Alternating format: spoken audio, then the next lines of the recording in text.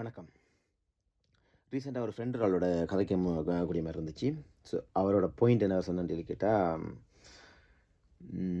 சீமானுக்கோ விஜய்க்கோ போட்டால் மறுபடியும் டிஎம்கே வந்துடும். அதனால் வந்து டிஎம்கே வந்துடக்கூடாது, ஏடிஎம்கேக்கு தான் போடணுன்றதான் அவரோட பாயிண்ட். கைண்ட் ஆஃப் அவர் சொன்னதில் வந்துட்டு நான் இல்லைன்னு சொல்லி சொல்லலை. வந்துட்டு அதுக்கு வாய்ப்பு இருக்குன்னு சொல்லி கேட்டால், டிஎம்கேக்கு எதிரான ஓட்டுகள் அவ்வளவுமே ஒன்றா சேர்ந்தா இன்னொரு கட்சி சொல்லிடாக வரலாம். ஆனால் இப்போ அது 4-5 பிரியும் போது வந்துடுது அப்படி ஒரு சான்சஸ் இருக்குன்றதில் வந்துடுது மறக்கிறதுக்கு இல்லை.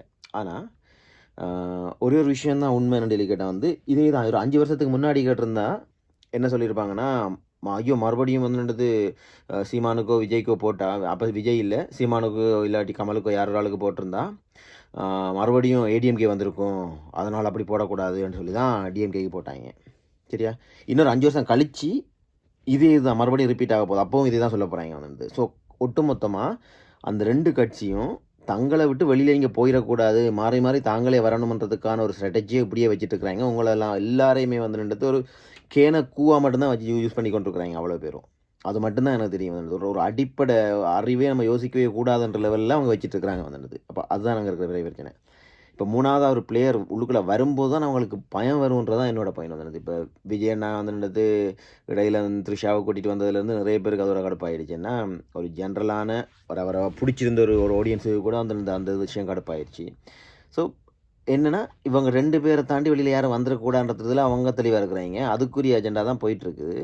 ஸோ நாம் அதுக்கு பலியாடாயிட்டு இருக்கிறோம்ன்றது மட்டும்தான் பாயிண்ட் வந்துடுது. ஒரு வெல் எஜுகேட்டடாக நாமளே அந்த விஷயத்தை கரெக்டாக எங்களை விஷயத்தை நாங்கள் அப்படி யோசிக்கிறோம்ன்றதுக்குள்ள ஸோ அவன் அதுக்குள்ளேயே தான் வச்சுட்ருப்பான், அவங்களை கண்டெயின் பண்ணிடுவான் வந்துடுது. ஸோ ஓவராலாக பார்த்தா என்ன பொறுத்தவரை சீமான பொறுத்தவரை வந்துடுது அந்த வோட் ஷேரிங் கூடிக்கொண்டு வருது. அதுவே ஒரு பெரிய ஒரு சான்ஸ் என்ன கேட்டால், இது அத்தனையுமே இப்போ அந்த 8% அவ்வளவுமே வந்து சீமானை பிடிச்சி போட்டாக்கள்னு நான் சொல்ல மாட்டேன் வந்துடுது. அதில் ஒரு 2% 3% சீமானோட கொள்கை சீமானை பிடிச்சி போட்டாக்களாக இருந்தாலும் மிச்சாக்கள் அவ்வளோ பேரும் இவங்க 2 பேரையும் கண்ணிலேயே காட்டக்கூடாதுன்னு அந்த கடுப்பில் போட்டாக்களாக தான் இருக்கும் எனக்கு தெரிஞ்சு. ஸோ அந்த மாதிரியான ஒரு டீம் கண்டிப்பாக ஃபேமாக இப்படி ஒரு அண்டர்ஸ்டாண்டிங் புரிஞ்சதுக்கப்புறமா எப்படியா இருந்தாலும் இவங்க 2 பேரும் மாறி மாறி வந்து எதுவும் நடக்க போகிறது என்ற கணக்கில் நாம் புதுசாக இன்னொரு ஆளை பிடிச்ச வேண்டியது கிடையாது. அட்லீஸ்ட் அவங்க கொஞ்சம் கொஞ்சமாக வளர்ந்து ஒரு கட்டத்துக்கு அப்புறம் வந்தால் அப்போவாச்சும் ஏதோ ஒன்று நடக்கலாம், ஏதோ ஒரு மாற்றம் கொண்டு வரும், எல்லாருக்கும் பயம் வரும்ன்ற அந்த ஒரு தைரியத்தில் வந்துட்டு போடுறாக்களாக கூட இருக்கலாம் வந்துடுது. ஸோ நாம் இந்த இடத்துல மக்களாக தெளிவாக யோசிக்க வேண்டிய டைம் இதுதான் வந்து கேட்டால், உங்கள் 2 பேரையும் அந்த 2 லைனுக்குள்ளேயே வச்சிருக்க ட்ரை பண்ணுறாங்க. இவன் இல்லைன்னா அவன் இல்லைன்னா இல்லைன்னா அவன் வந்துடுவான், பிஜேபி வந்துடும், சீமா வந்துடும், ஓட்டு உடஞ்சிரும், டிஎம்கே மாறிடும்.